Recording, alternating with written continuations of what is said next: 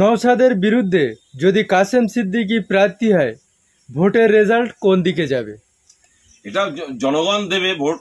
তবে আশা করছি নওশাদ ভাইজানের যে মানুষের কাছে গ্রহণযোগ্যতা, নওশাদ সিদ্দিকী ভাই যেভাবে তার কণ্ঠকে ভাঙড়ের মানুষ আরো উচ্চ আওয়াজ করে দিয়েছেন, নওশাদ সিদ্দিকীকে ভাঙড়ের মানুষ ভোট দিয়ে যেভাবে গরিব, অসহায়, নিপীড়িত, বঞ্চিত, লাঞ্ছিত, দলিত, আদিবাসী, সারা পশ্চিম বাংলার কোথায় চা বাগানে যে নওশাদ সিদ্দিকী আন্দোলন করছে চা তাদের বিষয় নিয়ে, কোথায় আপনার শিলিগুড়ি, দার্জিলিং, বিভিন্ন জায়গায় সারা বাংলায়, সারা রাজ্য জুড়ে তিনি ঘুরছেন, কখনো নন্দীগ্রাম তো কখনো কেশপুর, কখনো মেদিনীপুর, হাওড়া, হুগলি, বর্ধমান, 24 পরগনা।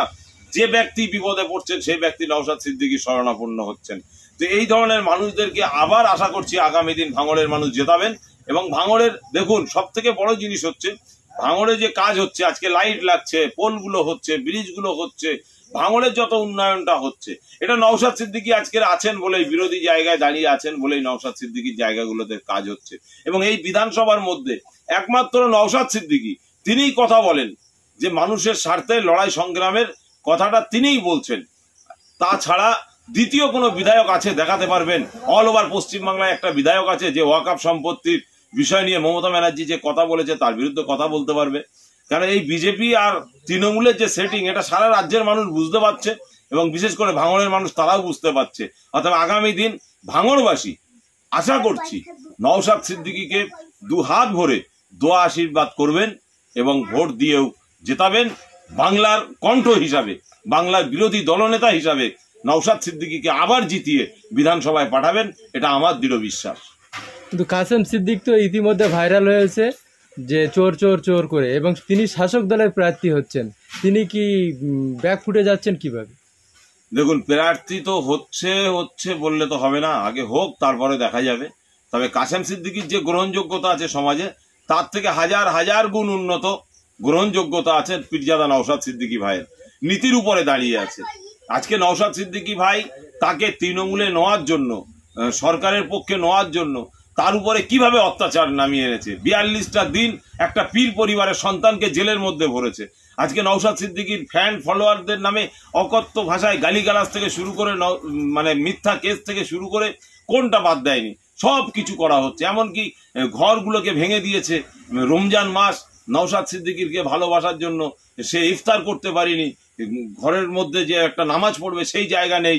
আজকের এমন অত্যাচার করা হয়েছে, বাড়িটাকে ভেঙে চুরে তছনছ করে সেখানে জিসিপি দিয়ে মাটি কেটে সেখানে পুকুর বানিয়ে দিয়ে তাতে মাছ ছেড়ে দিয়েছে, এতভাবে অত্যাচার করেছে। অতএব তারপরেও নওশাদ সিদ্দিকীর পাশে হাজার হাজার মানুষ আছে, লক্ষ লক্ষ মানুষ আছে, আগামী দিন থাকবেন। আর এই ধরনের পীরজাদা যারা মানুষ এদেরকে চিনছে, আগামী দিন জবাব তারাও যদি বিধানসভার ভোটে দাঁড়ায় তাহলে ভোটের মাধ্যমেই এমন জবাব দেবেন বাংলার মানুষ, তখন কাসেম সিদ্দিকী হাড়ে হাড়ে টের পাবে। আমি ইতিপূর্বে বলেছি যে কাসেম সিদ্দিকীকে মমতা ব্যানার্জি তেজপাতা বানিয়ে দেবেন। অতএব সেই তেজপাতা বানানোর একটা ছক এই দিদিমণি করেছেন। Thank you. গতকাল কালিয়াগঞ্জ উপনির্বাচনে ভোট হয়ে গেল, কাদের জেতার সম্ভাবনা, কি ভাবছেন আপনি? কালিয়াগঞ্জ উপনির্বাচন আমি যেভাবে সোশ্যাল মিডিয়ার মাধ্যমে দেখেছি, তাতে করে আশা করছি বাম কংগ্রেস সমর্থিত জোট প্রার্থী তারাই জিতবে। কারণ ওই এলাকার রাস্তাঘাট থেকে শুরু করে আরো যে উন্নয়নের ব্যাপার ছিল, সেই উন্নয়নের জায়গায় এরা তৃণমূল কংগ্রেস অনেক পিছিয়ে। এবং কালিয়াগঞ্জ বিধানসভা আশা করছি জোট প্রার্থীদের সমর্থনে যাবে এবং জিতবে, এটা আমাদের টার্গেট। সন্দেশখালীতে থানার ওসি তৃণমূলে যাওয়ার জন্য চাপ দিচ্ছেন সাধারণ মানুষ এবং জনগণকে, কি বলবেন এ বিষয়ে? এটা অত্যন্ত অন্যায় কাজ। কেন, প্রশাসন কোনো রাজনৈতিক দলের হয় না।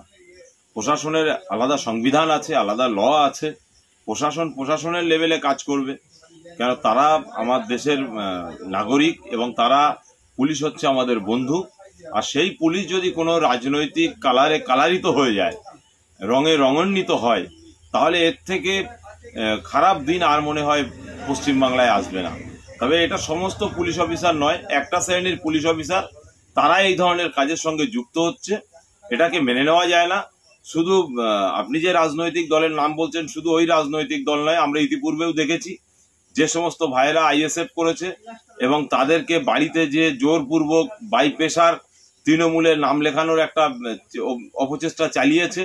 তারপরেও যখন নাম লেখাতে পারেনি, তাদের নামে মিথ্যা কেস দিয়ে গ্যারেজ করে দেওয়ার পরিকল্পনা করেছে এবং অনেক জায়গায় করেওছে। এটা শুধু সন্দেশখালী নয়, সারা পশ্চিমবাংলায় শাসকের বিরুদ্ধে যারা কথা বলছে, শাসকের বিরুদ্ধে যারা আন্দোলন করছে, লড়াই করছে, সংগ্রাম করছে, একদম বুথ স্তর থেকে নিয়ে প্রত্যেকটা জায়গায় এদের কর্মকাণ্ডটা ঠিক এই টাইপেরই হচ্ছে। এরা শাসকের একটা শ্রেণীর পুলিশ অফিসার, তারা শাসকের তাবেদারি করছে, পাচাটা হচ্ছে। যার কারণেই তো আজকের একটা শ্রেণীর মানুষ তারাও বলতে শুরু করেছে, পুলিশ তুমি উর্দি ছাড়ো, তৃণমূলের ঝান্ডা ধরো। এই কথাটা তো আর এমনি বলিনি, এটা এই কথাগুলো এই জন্যই বলছে যে তারা এমনভাবে দালালি করছে, দালালি করতে করতে করতে করতে এমন জায়গায় চলে যাচ্ছে যেটা অস্বাস্থ্যকর এবং গণতন্ত্রের জন্য মেনে নেওয়া যায় না। এবং আগামী দিন হয়তো পুলিশকে দিয়েই এই মমতা ব্যানার্জি ভোট করাবেন, তার একটা প্ল্যান প্রোগ্রাম হয়ে গেছে। আমরা চাইছি দেশের আইন আছে, সংবিধান আছে, পুলিশের যেটা দায়িত্ব, পুলিশের যেটা রাইট, তার ঊর্ধ্বে যে কাজ না করা এবং পুলিশের আইন অনুযায়ী, পুলিশের সংবিধান অনুযায়ী পুলিশকে চলা উচিত। নইলে পুলিশকে আগামী দিন সাধারণ মানুষ তারা কিন্তু আর মূল্য দেবে না, তাদের আর মূল্যায়ন করবে না। ওয়াকাফ আন্দোলন নিয়ে ভাঙড়ে আইএসএফ কর্মীদের মিথ্যা কেস দিয়ে জেলে পাঠানো হয়েছিল, এই পুলিশই এই ব্যবস্থা করেছিল, কি বলবেন এই বিষয়ে? এটাই তো বলছি, শাসকের বিরুদ্ধে কথা বলার জন্যই আজকের ভাঙড় বিধানসভার প্রচুর ছেলেদের রাতের অন্ধকারে বাইরে ডেকে, ভালোবেসে ডেকে নিয়ে গিয়ে তাদেরকে গ্যারেজ করেছে, তাদেরকে জেলবন্দি করেছে। রাহুল বলে যে ছেলেটি, আমরা দেখেছি রাহুল পুলিশের সঙ্গে সহযোগিতা করছিলেন এবং পুলিশের সঙ্গে আর যারা আন্দোলনে, কলকাতার রাজপথে আন্দোলনে আসার জন্য, মিটিংয়ে আসার জন্য, মিছিলে আসার জন্য যারা বেরিয়েছে তাদেরকে পুলিশ আটকাচ্ছেন।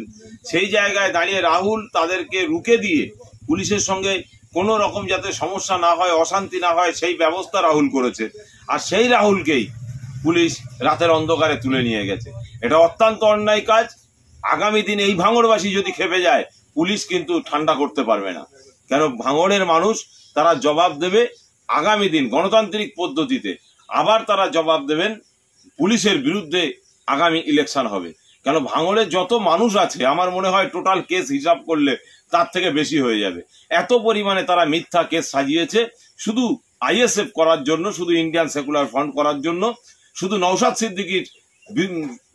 সিদ্দিকীর পক্ষে কথা বলার জন্য, নওশাদ সিদ্দিকীকে ভালোবাসার জন্য, গরিব, অসহায়, নিপীড়িত, লাঞ্ছিত, বঞ্চিত মানুষের স্বার্থে কথা বলার জন্য আজকের নওশাদ সিদ্দিকীকেও পুলিশকে দিয়ে বিভিন্ন রকম ভাবে হয়রানি ইতিপূর্বে করা হয়েছে, এখনো করছে।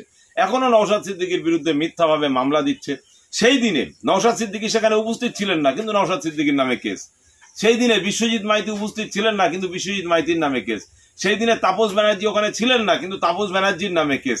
এই ধরনের প্রচুর মানুষ উপস্থিত ছিলেন না, কিন্তু তাদের নামে মিথ্যাভাবে মামলা হয়েছে। তবে এই ধরনের পুলিশদেরকে বলবো, আপনারা সংবিধানকে অমান্য করছেন। এই সংবিধানকে অমান্য করার দায় কিন্তু আপনাকে নিতে হবে। একটা দিন আসবে আপনাকেও কেউ পুলিশ বলে মানবে না, একটা সাধারণ পাবলিক হিসাবে মানবে। আর সাধারণ পাবলিককে কিভাবে জবাব দিতে হয় সেই জবাব কিন্তু আপনাকেও দিয়ে দেবে না। তাই বলবো যে সাধারণ পাবলিকের মতো হবেন না, পুলিশের মতো থাকুন। পুলিশ প্রশাসন, আপনাদের একটা সংবিধান আছে, রাইট আছে, যে ধরনের কার্যকলাপগুলো করার, তার বাইরে কাজ করাটা অনৈতিক বলে আমি মনে করি।